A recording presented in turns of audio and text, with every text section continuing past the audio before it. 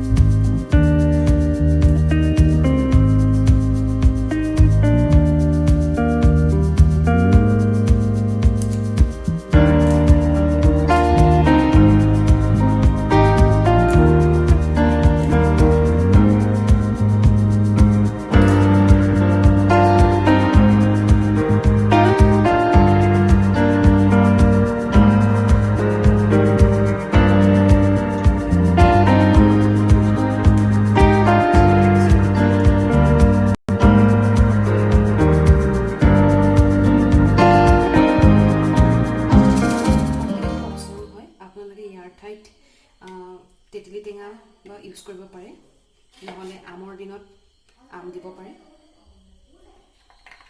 নহৰু,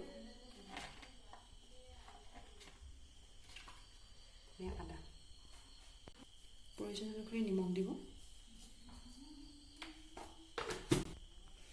এতিয়া আমি চাটনিখিনি ভালদৰে মিশ্ৰণ কৰি অলপমান পানী দিম, যাতে চাটনিখিনি ভালদৰে সকলো সামগ্ৰী মিহলি হৈ যায়।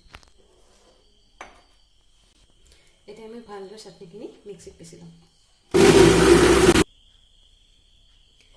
আজি আমাৰ চাটনি ৰেচিপিটো ইমানতে ৰেডি হৈ গ'ল।